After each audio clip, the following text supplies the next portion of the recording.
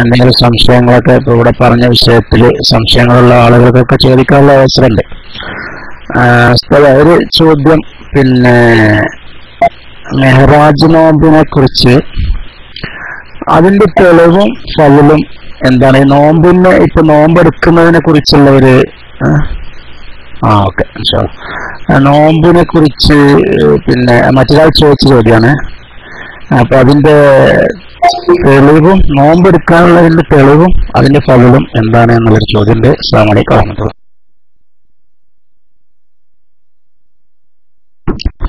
വലൈക്കും അസ്സലാം വറഹ്മത്തുള്ളാഹി വബറകാതുഹു. മിഅ്റാജിന്റെ നോമ്പ് എന്ന് പറയുന്നത് അതിന്റെ തെളിവെന്താണ്? അതിന്റെ ശ്രേഷ്ഠത എന്താണ്? അതായത് റജബ് മാസത്തിന്റെ മഹത്വം പറഞ്ഞാൽ റജബ് മാസം യുദ്ധം ഹറാമായ മാസങ്ങളിൽപ്പെട്ടതാണ്. മിൻഹാ അർബഅത്തുൻ ഹുറും ഇന്ന ഇദ്ദത്ത ശുഹൂരി ഇൻദല്ലാഹി 12 ശഹ്റൻ ഫീ കിതാബില്ലാഹി യൗമ ഖലഖസ് സമാവാതി വൽ അർദ് മിൻഹാ അർബഅത്തുൻ ഹുറും ദാലിക ദീനുൽ ഖയ്യിം ഫലാ തുദ്ലിമു ഫീഹിന്ന അൻഫുസകും. ആ 4 മാസങ്ങൾ ഹുർമത്തുള്ള മാസങ്ങളാണ്, ബഹുമാനിക്കപ്പെടേണ്ട മാസങ്ങളാണ്. മുൻകാലം മുതൽക്ക് തന്നെ ബഹുമാനിച്ചു വരുന്നതാണ്. അവിടെ അല്ലാഹു തആല എന്ത് പറഞ്ഞു? ഫലാ തുദ്ലിമു ഫീഹിന്ന അൻഫുസകും. ഈ 4 മാസങ്ങളിൽ നിങ്ങൾ എന്താക്കരുത്? കുറ്റങ്ങളും തെറ്റുകളും ചെയ്യരുത്. അതെപ്പോഴും ചെയ്യാൻ പാടില്ല. ഈ 4 മാസങ്ങൾ പ്രത്യേകം സൂക്ഷിക്കാൻ വേണ്ടി പറഞ്ഞു. ഇവിടെ പണ്ഡിതന്മാർ പറഞ്ഞത് കാണാം, ഈ 4 മാസങ്ങൾ പ്രത്യേകം എടുത്തു പറഞ്ഞത് അത് ബഹുമാനിക്കപ്പെടേണ്ട മാസങ്ങളാണ്. അവിടെ തെറ്റുകൾ ചെയ്താൽ അതിന് ഇരട്ടി ശിക്ഷയായിരിക്കും, നന്മകൾ ചെയ്താൽ ഇരട്ടി പ്രതിഫലം ഉണ്ടായിരിക്കും. അത് റജബ് മാസത്തിന് മൊത്തമുള്ളതാണ്. അതേസമയം ഇസ്രാ മിഅ്റാജിന്റെ പേരിൽ, ഇസ്രാ മിഅ്റാജ് നടന്നതിന്റെ പേരിൽ റജബ് 27-നാണെങ്കിൽ, അതാണല്ലോ ഇപ്പൊ പ്രസിദ്ധമായിട്ടുള്ളത്, അത് പ്രകാരം റജബ് 27-ന് നോമ്പ് നോക്കുന്നതിന്റെ സ്ഥിതി എന്താണ്? അങ്ങനെ ഒരു സുന്നത്ത് ഉണ്ടോ? ദീനിൽ അങ്ങനെ ഒരു വിഷയമുണ്ടോ? അതാണ് നമ്മൾ പരിശോധിക്കേണ്ടത്. നമ്മെ സംബന്ധിച്ചിടത്തോളം അള്ളാഹുവിന്റെ ദീനിൽ അങ്ങനെ ഒരു അടിസ്ഥാനം ആ വിഷയത്തിനുണ്ടോ ഇല്ലയോ, അത്രേ നമുക്ക് വിഷയമുള്ളൂ. ദീനിൽ ഒരടിസ്ഥാനവുമില്ല എന്നാൽ പിന്നെ ചെയ്യാൻ പാടില്ല. അങ്ങനെ ഒരു അടിസ്ഥാനം അത് ദീനിൽ സ്ഥിരപ്പെട്ടിട്ടുണ്ടോ എങ്കിൽ അത് അംഗീകരിച്ചു കൊള്ളണം. അതാണ് മുഅ്മിനായ മനുഷ്യൻ ചെയ്യേണ്ടത്. ഇവിടെ ദീനിൽ മൊത്തത്തിൽ സ്ഥിരപ്പെട്ട റസൂലുള്ളാഹി സ്വല്ലല്ലാഹു അലൈഹി വസല്ലം പഠിപ്പിച്ച ഒരടിസ്ഥാന നിലപാടുണ്ട്. അതെന്താണത്? ഒരടിസ്ഥാന നിലപാടുണ്ട്. അതെന്താണെന്ന് വെച്ചാൽ, ഒരു നിഅമത്ത് സംഭവിച്ചാൽ, അള്ളാഹുവിന്റെ ഒരു നിഅമത്ത് ഒരു ദിവസം സംഭവിച്ചാൽ, ഒരു സമയത്ത് അല്ലെങ്കിൽ ഒരു ദിവസം സംഭവിച്ചാൽ, ആ നിഅമത്ത് സംഭവിച്ച ദിവസം വർഷത്തിൽ തിരിച്ചു വരുമ്പോഴൊക്കെ ആ നിഅമത്തിനെ പ്രത്യേകം ഓർക്കുകയും അതിന് കഴിയുന്ന വിധത്തിൽ ശുക്ർ ചെയ്യുകയും ഇബാദത്തുകളെ കൊണ്ട് ധന്യമാക്കുകയും ഭംഗിയാക്കുകയും ചെയ്യേണ്ടതുണ്ട് എന്ന ഒരടിസ്ഥാനം ദീനിൽ സ്ഥിരപ്പെട്ട കാര്യമാണ്. ദീനിൽ സ്ഥിരപ്പെട്ട കാര്യമാണ്. അതിനെ നിഷേധിക്കാൻ സാധ്യമല്ല. എങ്കിൽ ദീനിൽ അംഗീകരിക്കപ്പെട്ട ഒരു അസ്വലാണത്. എങ്കിൽ ആ പരിധിയിൽ വരുന്നതൊക്കെ ഏതാണ്? ദീനാണ്, അംഗീകരിക്കപ്പെടേണ്ടതാണ്. ദീനിന്റെ പുറത്തല്ല, ദീനിൽ ഇല്ലാത്തതല്ല, ദീനിൽ ഉള്ളതാണ്. അത് അംഗീകരിച്ചുകൊള്ളണം. ഒരു നിഅമത്ത് സംഭവിച്ചാൽ ആ നിഅമത്ത് സംഭവിച്ച ദിവസം വർഷത്തിൽ തിരിച്ചു വരുമ്പോൾ ആ നിഅമത്തിന് പ്രത്യേകം ശുക്ർ ചെയ്യണം. ആ ദിവസത്തെ പ്രത്യേകമായി പരിഗണിക്കണമെന്നും അതിന് സാധിക്കുന്ന വിധത്തിൽ ശുക്ർ ചെയ്യണമെന്നും ദീനിൽ അള്ളാഹുവിന്റെ റസൂല് പഠിപ്പിച്ചതാണ്. ഒരടിസ്ഥാനം അങ്ങനെ സ്ഥിരപ്പെടുത്തിയിട്ടുണ്ട്. ആ പരിധിയിൽ വരുന്ന കാര്യങ്ങളൊക്കെ അതാണ്. പിന്നെ ആ പരിധിയിൽ നിന്നുകൊണ്ട് ചെയ്യുന്ന കാര്യങ്ങളൊക്കെ ദീനാണ്. ഉദാഹരണമായി പറഞ്ഞാൽ, ഇന്ന് നമ്മളൊക്കെ എന്ത് ചെയ്യാറുണ്ട്? ആശൂറാന്റെ നോമ്പെടുക്കാറുണ്ട്. ആശൂറാന്റെ മുഹറം 10-ന് നോമ്പെടുക്കാറുണ്ട്, അല്ലേ? നോമ്പെടുക്കും, ഖുർആനോതും, സദഖകൾ കൊടുക്കും. നമ്മളെ കൊണ്ട് കഴിയുന്ന തരത്തിൽ ആ ദിവസത്തെ പ്രത്യേകമായി പരിഗണിക്കുകയും ഇബാദത്തുകൾ ചെയ്തുകൊണ്ട് ധന്യമാക്കുകയും ചെയ്യാറുണ്ട്. എന്താ ഇതിന്റെ രഹസ്യം? ഇതിനൊരു കാരണം ഉണ്ടല്ലോ. എന്താണ് അതിന്റെ കാരണം? അതെന്താ? നമുക്കറിയാം, നബി സല്ലല്ലാഹു അലൈഹി വസല്ലം തങ്ങൾ പറഞ്ഞതുപോലെ മൂസ അലൈഹിസ്സലാമിനും ജനതക്കും കിട്ടിയ ഒരു അനുഗ്രഹമുണ്ട്. അതെന്ന് നൂറ്റാണ്ടുകൾക്ക് മുമ്പ് മൂസ അലൈഹിസ്സലാമിനും അവരുടെ ജനതക്കും അള്ളാഹു വിജയം നൽകുകയും ശത്രുക്കളെ മുക്കിക്കൊല്ലുകയും ചെയ്തു.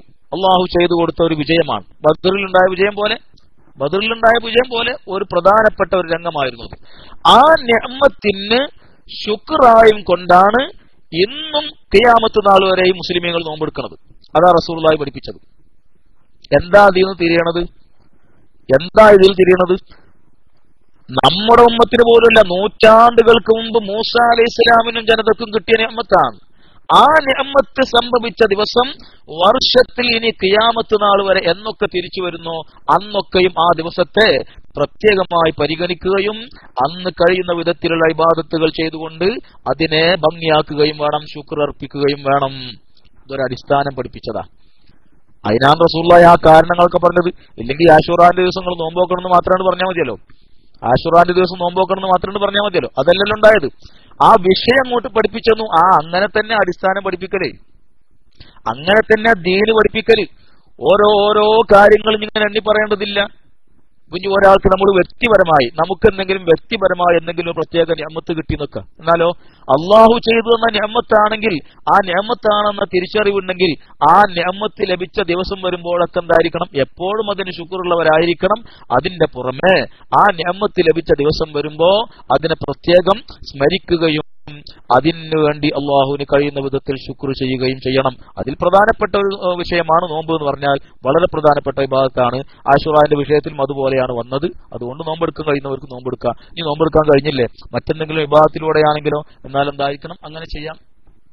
PM അടിക്കുന്നവര് പരമാവധി മൈക്കിൽ വരാൻ വേണ്ടി ശ്രമിച്ചാൽ നന്നാവും. കാരണം നിങ്ങൾക്ക് ഇങ്ങനെ വായിക്കാൻ കിട്ടില്ല. മാത്രമല്ല ഈ അടിക്കുന്നത് കുറെ കള്ളി അവിടെ വരണുള്ളൂ, എഴുത്തു വരുന്നില്ല. അപ്പൊ എന്ത് ചെയ്തു? ഈ നിലക്ക് അള്ളാഹുവിന്റെ നിഅമത്ത് ലഭിച്ചു കഴിഞ്ഞാൽ ആ നിഅമത്ത് തിരിച്ചു വരുമ്പോഴൊക്കെയും, അഥവാ ആ നിഅമത്ത് ലഭിച്ച ദിവസം തിരിച്ചു വരുമ്പോഴൊക്കെയും അതിനെ പ്രത്യേകമായി പരിഗണിച്ചുകൊണ്ട് അതിന് ഇബാദത്തുകൾ ചെയ്യേണ്ടതുണ്ട്, അതിന് ശുക്ർ ചെയ്യേണ്ടതുണ്ട് എന്ന ഒരു അടിസ്ഥാനമാണ് ആ പഠിപ്പിച്ചത്. ഇനി ഇങ്ങനെ നമുക്ക് ഓരോരുത്തർക്കും ഉണ്ടാവണ ഓരോ നിഅമത്തും ഖുർആനിലും ഹദീസിലും ഇങ്ങനെ പറയണ്ടല്ലോ, അത് നടക്കൂലല്ലോ അല്ലേ?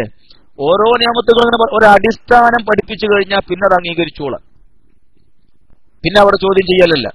ആ നിലക്ക് ഒരു അടിസ്ഥാനം റസൂലുള്ളാഹി പഠിപ്പിച്ചോ എങ്കിൽ ആ പരിധിയിൽ വരുന്ന കാര്യങ്ങളൊക്കെ എന്താണ്? പിന്നെ ദീനാണ്. ഉദ്ഖുലൂ ഫിസ്സിൽമി കാഫത്തൻ. ദീനിൽ ഒരു കാര്യം സ്ഥിരപ്പെടാൻ, അടിസ്ഥാനമുള്ളതാവാൻ ദീൻ തന്നെ അതിന് സ്വീകരിച്ചൊരു മാർഗമുണ്ട്. ദീനിൽ എപ്പോഴാണ് ഒരു കാര്യം അടിസ്ഥാനമുള്ളതാകുന്നത്, സ്ഥിരപ്പെടുന്നത്? അതിന്റെ വഴി എന്താ? അതിന് ദീന് തന്നെ സ്വീകരിച്ചൊരു മാർഗമുണ്ട്. ആ മാർഗത്തിലൂടെ ഒരു കാര്യം പ്പെട്ടാൽ അത് പിന്നെ ദീനാണ്. അത് അംഗീകരിക്കില്ല മുസ്ലിമായ മനുഷ്യന്റെ പണി. അതാണ് ഉദ്ഖുലൂ ഫിസ്സിൽമി കാഫത്തൻ. ഇസ്ലാമിൽ പൂർണ്ണമായിട്ട് കടക്കണം. നമുക്ക് തോന്നുന്ന ഒരു ദീനിൽ ഒരു കാര്യത്തിന് അടിസ്ഥാനമുണ്ടാവുക, തെളിവുണ്ടാവുക, സ്ഥിരപ്പെട്ടതാവുക എന്നത് എങ്ങനെ? അതിനെന്ത് ചെയ്തു? എന്താണ് തെളിവ്? എങ്ങനെയാണ് തെളിവ് സ്ഥിരപ്പെടേണ്ടത്? എന്താണ് അടിസ്ഥാനം ഉണ്ടാവുക എന്ന് പറഞ്ഞാൽ എന്നതിനെ സംബന്ധിച്ച് ആഴത്തിൽ പഠിക്കുകയും ഉസൂലിന്റെ കിതാബുകളിലൂടെ കാര്യങ്ങളെ ഗ്രഹിക്കുകയും ചെയ്യാത്ത ആളുകൾ എന്ത് ചെയ്തു? ദീനിന് അടിസ്ഥാനം ഉണ്ടാവാന്ന് പറഞ്ഞാൽ അവർ കുറെ കാര്യങ്ങൾ തീരുമാനിച്ചു വെച്ചു. ദീനിലൊരു കാര്യത്തിന് അടിസ്ഥാനം ഉണ്ടാവാന്ന് പറഞ്ഞാൽ എന്താ? അവർ കുറെ കാര്യങ്ങൾ തീരുമാനിച്ചു വെച്ചിട്ടുണ്ട്. അങ്ങനെ സ്ഥിരപ്പെട്ടാലോ എങ്കിൽ അംഗീകരിക്കും, അല്ലെങ്കിൽ തള്ളിക്കളയും. അത് അവര് സ്വീകരിച്ചൊരു മാർഗമാണ്. അതെന്തുകൊണ്ട് അവരങ്ങനെ സ്വീകരിച്ചു? നന്നായി ഓതി പഠിച്ചിട്ടില്ല. പഠിക്കേണ്ട വിഷയത്തിൽ ദീനിൽ ഒരു കാര്യത്തിന് അടിസ്ഥാനം ഉണ്ടാവുക എന്നാൽ എന്താണ്, എങ്ങനെയാണ് എന്നതെങ്ങനെ മനസ്സിലാക്കാൻ സാധിക്കുക? അതിന് നല്ല ഉസൂലിന്റെ കിതാബുകൾ നന്നായി ഇരുന്ന് ഓതി പഠിക്കണം. അപ്പൊ തിരിയും എന്താണ് അടിസ്ഥാനം എന്തല്ലാന്ന്. ആ നിലക്ക് പഠിക്കാത്ത ആളുകൾ എന്ത് ചെയ്തു? അടിസ്ഥാനം ഉണ്ടാവുക എന്നതിന് അവരൊരു മാനദണ്ഡം നിശ്ചയിച്ചു. അവർ കുറെ കാര്യങ്ങളൊക്കെ തീരുമാനിച്ചു വെച്ചു. എന്നിട്ടോ ആ രൂപത്തിൽ തീരപ്പെട്ടുണ്ടോ എന്നാ ദീന, അല്ലെങ്കിൽ ഒക്കെ വിദാത്താണ്. ഇതെന്താ കേട്? പഠിക്കാത്ത കേട് തന്നെ. പഠിക്കാത്ത കേടാണ്. നേരെ ചൊവ്വ കാര്യങ്ങൾ പഠിച്ചാൽ എന്താവും? കാര്യങ്ങൾ തിരിച്ചറിയാൻ കഴിയും. പിന്നെ ഞങ്ങൾ തീരുമാനിച്ച മാർഗത്തിലൂടെ തന്നെ സ്ഥിരപ്പെടണം എന്നെങ്കിലേ ഞങ്ങൾ അംഗീകരിക്കുകയുള്ളൂ. അത് കുട്ടികളെ വാശിയല്ലേ? അത് കുട്ടികളൊക്കെ ഉണ്ടല്ലോ, എനിക്ക് ഈ കുപ്പായം തന്നെ വേണമെന്നെങ്കിലേ ഞാൻ ഇടുള്ളൂ, എനിക്ക് ആ പ്ലേറ്റിൽ തന്നെ വേണം എന്നെങ്കിലേ ഞാൻ കഴിക്കുള്ളൂ. ഇതൊക്കെ കുട്ടികളെ വാശിയാണ്. ഇതൊന്നും ദീനിൽ പറ്റൂല. ദീനിൽ ഒരു കാര്യം സ്ഥിരപ്പെടുക എന്ന് പറഞ്ഞാൽ എന്താണ്, എങ്ങനെയാണ്, അതിന് ദീൻ സ്വീകരിച്ച ഒരു മാർഗമുണ്ട്. ആ മാർഗത്തിലൂടെ സ്ഥിരപ്പെട്ടാൽ അത് ദീനാണ്, അത് അംഗീകരിക്കേണ്ടതാണ്. ഉദ്ഖുലൂ ഫിസ്സിൽമി കാഫത്തൻ, അത് അല്ലാഹു സുബ്ഹാനഹു വ തആലയുടെ കൽപ്പനയാണ്. അത് അംഗീകരിച്ചോളുക. അവിടെ പിന്നെ തർക്കിക്കലും പുറംതിരിഞ്ഞു നിൽക്കലുമല്ല. അതുകൊണ്ട് ഇസ്രാ മിഅ്റാജ് എന്ന് പറയുന്നത് ഒരു നിഅമത്താണ് എന്ന തിരിച്ചറിവുള്ളവരൊക്കെ അല്ല. അങ്ങനെ ഒരു ഇസ്രാ മിഅ്റാജും നടന്നു, 5 വക്തും ഫർളാക്കി, ഇനിയിപ്പോ അത് കൊണ്ടു നടക്കല്ലാതെ എന്ത് ചെയ്യും എന്ന ചിന്തയുള്ളവരാണെങ്കിലോ അവരെ സംബന്ധിച്ച് നമുക്ക് സംസാരമില്ല. ഇസ്രാ മിഅ്റാജ് അല്ലാഹു തആല ചെയ്തു കൊടുത്ത വലിയ നിഅമത്താണ്. റസൂലുള്ളാഹിക്കും റസൂലുള്ളാഹിയിലൂടെ ഉമ്മത്തിനും കിട്ടിയ വലിയ ഒരു അനുഗ്രഹവും അംഗീകാരവുമാണ് എന്ന അംഗീകാരമുള്ളവരും വിശ്വാസമുള്ളവരൊക്കെ എന്ത് ചെയ്യുക? ആ ദിവസം വരുമ്പോ ആ നിഅമത്തിന് ശുക്ർ ചെയ്യുക. ഈ നിഅമത്ത് എപ്പോഴും ഞാൻ നേരത്തെ പറഞ്ഞല്ലോ, എപ്പോഴും നമ്മൾ അതിനെ സംബന്ധിച്ച് പഠിക്കുകയും അതിന്റെ മഹത്വം ഉൾക്കൊള്ളുകയും അതിൽ നിന്ന് മനസ്സിലാക്കേണ്ട കാര്യങ്ങളൊക്കെ മനസ്സിലാക്കുകയും അല്ലാഹുവിന് ശുക്റുള്ളവരുമായിരിക്കണം. അതിന്റെ പുറമെ ആ ദിവസം തിരിച്ചു വരുമ്പോ അതിനെ പ്രത്യേകം പരിഗണിക്കുകയും ഖിയാമത്ത് നാൾ വരെ ആ ദിവസം പ്രത്യേകം പരിഗണിക്കുകയും ആ നിഅമത്തിന് സാധിക്കുന്ന വിധത്തിലുള്ള ശുക്റുകൾ ചെയ്യുകയും ചെയ്യണം. അത് നോമ്പെടുക്കാൻ കഴിയുന്നവർ നോമ്പെടുക്കണം, അതിന് കഴിയാത്തവർ മറ്റു രൂപത്തിൽ സാധിക്കുമെങ്കിൽ അങ്ങനെ ചെയ്യണം. ഒക്കെ ശുക്റാണ്, അള്ളാഹുവിന് വേണ്ടി ചെയ്യുന്ന ഇബാദത്തുകളാണ്, അതൊക്കെ ദീനാണ്. സാധിക്കുന്നവരങ്ങനെ ചെയ്യണം. അല്ലാത്തവര് എന്തുകൊണ്ട് സാധിക്കുന്നില്ലേ പോട്ടെ, അതല്ല ഈ നിഅമത്തിനെ അംഗീകരിക്കാൻ മനസ്സ് വരുന്നില്ലേ, എന്നാൽ അത് വേറെ ചില തകരാറുകളാണ്. അവരവരുടെ തകരാറുകൾ ചികിത്സിക്കണം എന്നല്ലാതെ ഇതിനൊന്നും നിഷേധിക്കാൻ വേണ്ടി മുതിരരുത്. അതാണ് ആ വിഷയത്തിൽ പറയാനുള്ളത്. പിന്നെ പ്രത്യേകമായി റജബ് 27 വല്ല പോരുഷയും ഉണ്ടോ? അത് റജബ് മാസത്തിന്റെ പ്രത്യേകതക്ക് പുറമെ പ്രത്യേകമായി മഹത്വമുള്ള ദിവസങ്ങൾ എണ്ണിയ കൂട്ടത്തിൽ ബഹുമാനപ്പെട്ട ഇമാം ഗസാലി റളിയല്ലാഹു അൻഹു ഇഹ്യായിൽ പറഞ്ഞത് കാണാം. ഈ അമ്മൽ അയ്യാമുൽ ഫാദിലത്തു, ശ്രേഷ്ഠതയുള്ള ദിവസങ്ങൾ എന്ന് പറഞ്ഞുകൊണ്ട് പല ദിവസങ്ങളും എണ്ണിയ കൂട്ടത്തിൽ ഈ റജബ് 27 എണ്ണിയതായിട്ട് കാണാൻ കഴിയും. അവ പണ്ഡിതന്മാർ ആ നിലക്ക് അതിന് പ്രത്യേകമായി മഹത്വമുള്ളതായി തന്നെ പറഞ്ഞിട്ടുണ്ട്. എന്നാൽ നോമ്പെടുത്താൽ അതിന് ഇന്ന കൂലിയുണ്ട്, ഇത്ര പ്രതിഫലമുണ്ട്, അങ്ങനെ പറയാൻ പറ്റില്ല. അങ്ങനെ ഒന്ന് പ്രത്യേകം അത് വേണമെങ്കിൽ പ്രത്യേകം സ്ഥിരപ്പെടണം. അതിന് ശ്രേഷ്ഠതയുണ്ടോ? അമ്മൽ അയ്യാമുൽ ഫാദിലത്തു ഫിത്സ്അത അശറ യുസ്തഹബ്ബു മുവാസലത്തുൽ ഔറാദി ഫിഹാ യൗമ അറഫത വയൗമ ആശുറ വയൗമു 27 മിൻ റജബ് ലഹു ഷറഫുൻ അളീമുൻ. ഇമാം ഗസാലി പറഞ്ഞത് കാണാൻ പറ്റും റഹ്മത്തുള്ളാഹി അലൈഹി. അപ്പോൾ റജബ് 27 മഹത്വമുണ്ട്. അതെന്താ? ഇസ്രാ മിഅ്റാജ് നടന്നുള്ളത് തന്നെ അതിന്റെ കാര്യം. ആ നിഅമത്ത് സംഭവിച്ച ദിവസമാണെന്നുള്ളതാണ് അതിന്റെ മഹത്വം. അതിന് ചെയ്താൽ ഇത്ര പ്രതിഫലമുണ്ട്, അത് അതിന്റെ രൂപത്തിൽ സ്ഥിരപ്പെടണം, അപ്പോഴേ പറയാൻ പറ്റൂ. അന്ന് ചെയ്യുന്ന അമലുകൾക്ക് പ്രത്യേകമായ മഹത്വങ്ങളുണ്ട്. മാത്രമല്ല റജബ് മൊത്തമായിട്ടും പ്രത്യേകിച്ച് ആ ദിവസങ്ങളിലൊക്കെ അള്ളാഹുവിനെ സൂക്ഷിക്കണം. അന്ന് തെറ്റുകുറ്റങ്ങൾ വരുന്നത് വളരെ സൂക്ഷിക്കണം. റജബ് മാസത്തിൽ പ്രത്യേകമായി സൂക്ഷിക്കണം. അതുപോലെ തന്നെ റജബ് 27 അങ്ങനെ തന്നെയാണ്, പ്രത്യേകതയുള്ള ദിവസങ്ങളായിട്ടാണ് പണ്ഡിതന്മാർ അതിനെ സംബന്ധിച്ച് പറഞ്ഞിട്ടുള്ളത്. ഇവിടെ യുഎഇയിലും ഗൾഫ് രാജ്യങ്ങളിലൊക്കെ മൊത്തത്തിൽ പറഞ്ഞു കേട്ടത് 27, അതായത് ശനിയാഴ്ച ദിവസമാണ്. ശനിയാഴ്ചയാണ് നോമ്പെടുക്കേണ്ടത്. രാത്രി ഇസ്രാ മിഅ്റാജിന്റെ രാത്രി, വെള്ളിയാഴ്ച അസ്തമിച്ച രാത്രി, പിന്നെ നേരം പുലർന്ന ശനിയാഴ്ച, ആ ശനിയാഴ്ചയാണ് നോമ്പെടുക്കേണ്ടത്. അല്ലാഹു സുബ്ഹാനഹു വ തആല തൗഫീഖ് നൽകുമാറാവട്ടെ. അസ്സലാമു അലൈക്കും.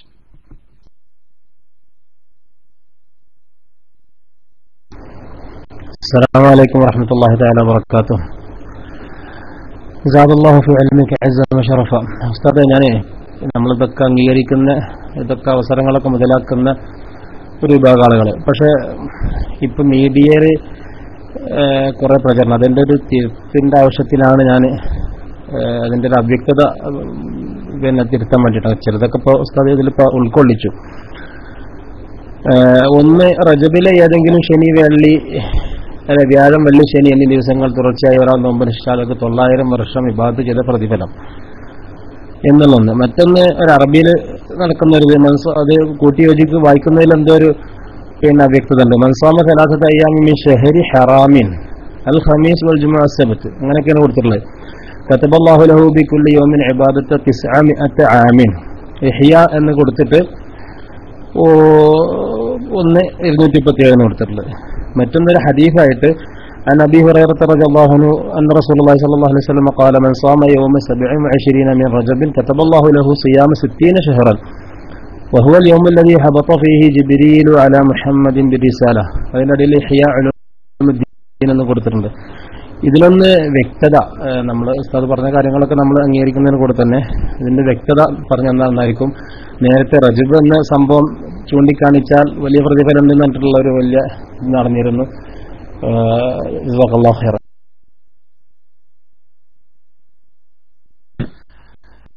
റജബിലെ ദിവസങ്ങൾ പ്രത്യേകമായി ഓരോ ദിവസങ്ങൾ എടുത്ത് പറഞ്ഞുകൊണ്ട് പല റിപ്പോർട്ടുകളുമുണ്ട്.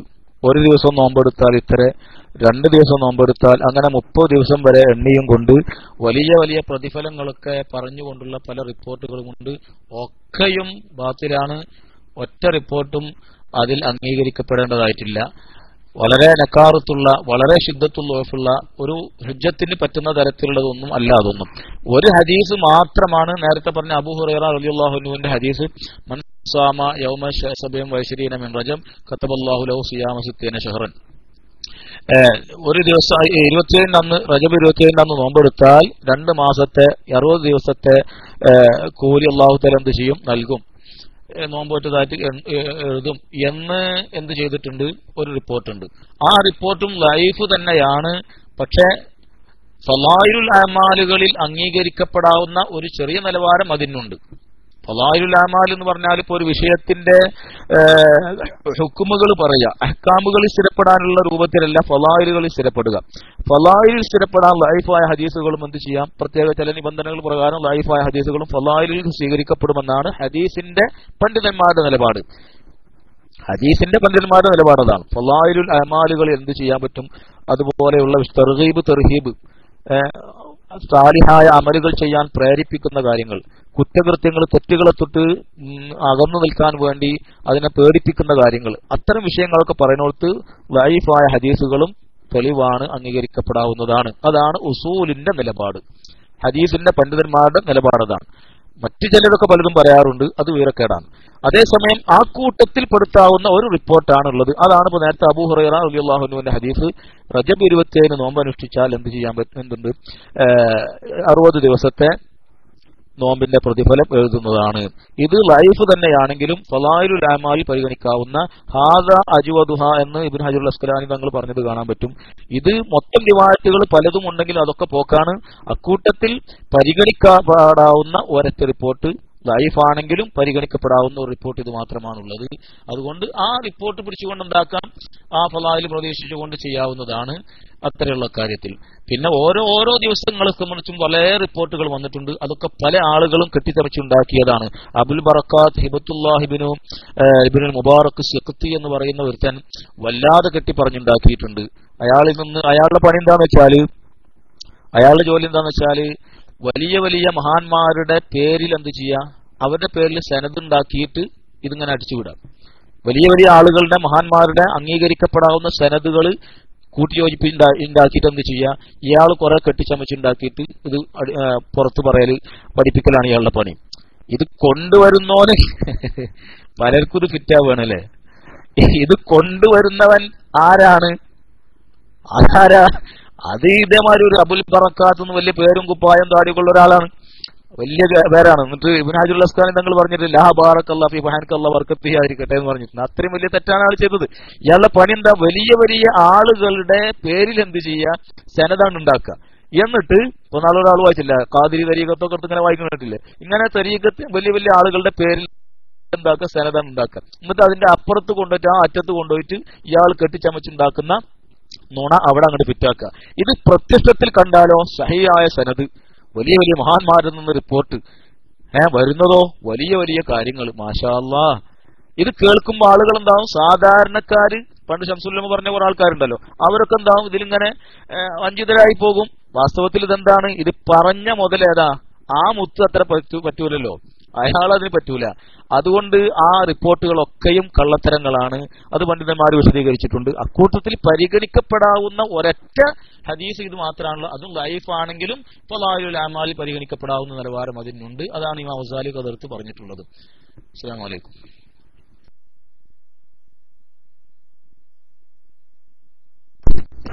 വഅലൈക്കും അസ്സലാം വറഹ്മത്തുള്ളാഹി വബറകാതുഹു. എന്റെ ശബ്ദം കേൾക്കാമോ? ഹലോ, എന്റെ ശബ്ദം കേൾക്കാമോ? ഓക്കെ.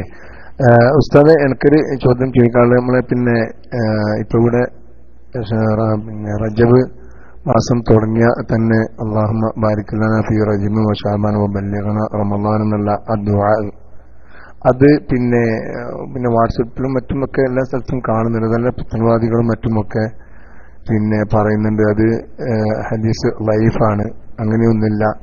റസൂലുള്ളാഹി സ്വല്ലല്ലാഹു അലൈഹി വസല്ലം തങ്ങള് 6 മാസം മുമ്പ് തന്നെ റമളാനുള്ള ഒരുക്കങ്ങൾ ഒരുങ്ങാൻ വേണ്ടി പറഞ്ഞിട്ടുണ്ട്. പിന്നെ എന്തിനാണ് 2 മാസം മുമ്പ് ഈ റജബും ശഅബാനും പിന്നെ പറയുന്നത്? അതും കൂടാതെ റജബിൽ മാത്രമല്ല ദുആ ഉള്ളത്, ഷഅബാന്റെ ദുആ ഉണ്ടോ എന്നൊക്കെ ചോദിക്കുന്നത്. അതിനെക്കുറിച്ചൊന്ന് ഉസ്താദ് വിശദീകരിച്ചാൽ നല്ലതായിരിക്കും. ഒന്ന് സംശയം മാറാൻ വേണ്ടിയിട്ടാണ്. അസ്സലാമു അലൈക്കും.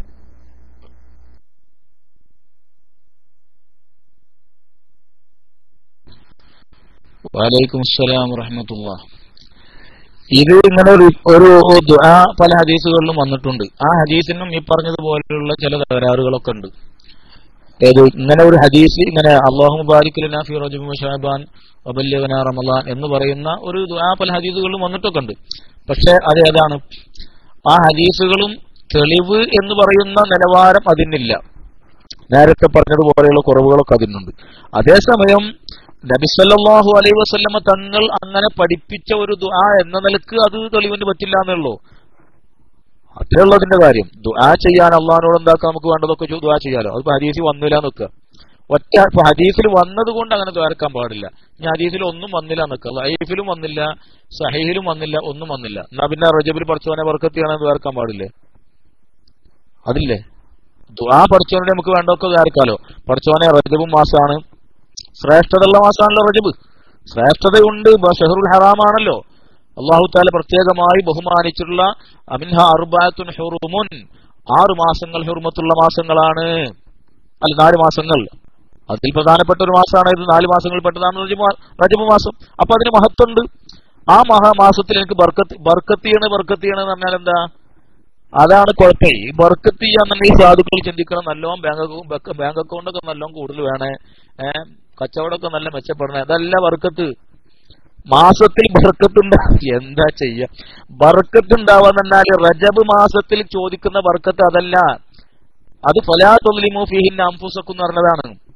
റജബ് മാസത്തിൽ അള്ളാഹുവിനെ പരമാവധി എന്തായിരിക്കണം? അനുസരിച്ചുകൊണ്ടും സാലിഹായ അമലുകൾ വർദ്ധിപ്പിച്ചുകൊണ്ടും ജീവിക്കാൻ കഴിയണം. അതാണ് ആ മാസത്തിൽ ബർക്കത്ത് ഉണ്ടാവുക എന്ന് പറഞ്ഞാൽ. അങ്ങനല്ലേ ആദ്യം ആ മാസത്തിന്റെ മഹത്വത്തെ അനുസരിക്കല്. അതല്ല, അത് ചെയ്യാൻ സാധിച്ചില്ല, തെറ്റുകുറ്റങ്ങളിലായിട്ട് ജീവിച്ചു പോയി, സൽക്കർമ്മങ്ങളൊന്നും ചെയ്യാൻ സാധിച്ചില്ല. എന്നാ അവന്റെ ഒരു മാസം എന്തായിപ്പോയി? പ്രധാനപ്പെട്ട ഒരു മാസം അവനക്ക് നഷ്ടമായിപ്പോയി. റമളാൻ വന്നിട്ട് ചെയ്യാൻ കഴിയാത്ത പോലെ തന്നെ നഷ്ടപ്പെട്ടു പോയി. വ്യത്യാസം ഉണ്ടെന്ന് മാത്രം, നഷ്ടപ്പെട്ടു പോയി. ആ മാസം അവനക്ക് ബർക്കത്തുണ്ടായില്ല. ബർക്കത്തുണ്ടായില്ല എന്ന് പറഞ്ഞാൽ എന്താ? ആ മാസത്തിൽ കിട്ടാണെന്നൊരു ബർക്കത്തുണ്ട്, അത് കിട്ടിയില്ല. ആ ബർക്കത്ത് തന്നെ തന്നെ ആ മാസത്തിന്റെ മഹത്വം ഉൾക്കൊണ്ടുകൊണ്ട് ജീവിക്കാൻ എനിക്ക് തൗഫീക്ക് നൽകണേ, ദോഷങ്ങളെ തൊട്ടൊക്കെ കാവൽ നൽകണേ, സാലിഹായ അമലുകൾ ചെയ്യാൻ സാധിക്കണേ എന്നാണ് അതിൽ ബർക്കത്ത് ചോദിക്കുക എന്ന് പറഞ്ഞതിന്റെ അർത്ഥം. അതിപ്പോ ഇനി ഒരു ഹദീസിലും വന്നില്ല എന്ന് വെക്കുക, ഒറ്റ ഹദീസിലും വന്നില്ല എന്ന് വെക്കുക, എന്നാ ചോദിച്ചൂടെ? അപ്പൊ ചോദിക്കാം. ലൈഫായ ഹദീസിൽ വന്നാലോ? ആ നഞ്ഞു ചോദിക്കൽ വിദേഹത്താണ് അല്ലേ? എന്തെന്നതിലൊക്കെ പറയുക. മുഖത്ത് കുറെ രോമം മുളച്ചാൽ വിവരം വെക്കൂലല്ലോ. രോമം മുളച്ചാൽ വിവരം വെക്കും. ഇവിടെ എത്ര പുല്ല് വലുതാവുന്നുണ്ട്, ഇവിടെ എത്ര പുല്ലിങ്ങനെ നീളം വെക്കുന്നുണ്ട്, അതുകൊണ്ട് വിവരം വെക്കുവോ? എന്തെന്നതിനൊക്കെ പറയുക. അപ്പൊ അതല്ല, അങ്ങനെ ഹദീസിൽ വന്നിട്ടുണ്ട് എന്ന് നിലയ്ക്ക് അതാണ് ആശ്ചര്യപ്പെട്ട ഹദീസുമല്ല, അത്ര തെളിവിന് പറ്റുന്നതുമല്ല. അതേ സ്ഥാനത്ത് ദുആ ചെയ്യാൻ പറ്റുമോ? ദുആർക്കാലോ, റബ്ബിനോട് എന്തും ദുആർക്കാലോ, എന്നും ചോദിക്കാലോ. റബ്ബിനോട് നിങ്ങൾ എന്ത് ചെയ്തോളി? നിങ്ങളുടെ ചെരുപ്പിന്റെ വാറ് പൊട്ടി അതും ചോദിച്ചോളി, അതും റബ്ബിനോട് ചോദിക്കാലോ. അള്ളാഹിനോട് എന്തും ചോദിക്കാലോ, ഒരു വിഷയമല്ലല്ലോ അതിൽ. അക്കൂട്ടത്തിൽ പെടുത്താം, അത് തെറ്റൊന്നുമല്ല. ഹദീസിൽ സ്ഥിരപ്പെട്ട് റസൂലുള്ളാഹി അങ്ങനെ ദ്വാരന്നിട്ടുണ്ടെന്ന് പറയാൻ പറ്റുമോ? അത് പറ്റൂല. അതിന് മാത്രം ആ ഹദീസിന് നിലവാരമില്ലാന്നേ അതിന്റെ അർത്ഥമുള്ളൂ. അപ്പൊ ദുആ ചെയ്യണോട് തെറ്റൊന്നുമില്ല എന്നർത്ഥം. അസ്സലാമു അലൈക്കും വറഹ്മത്തുള്ളാഹി.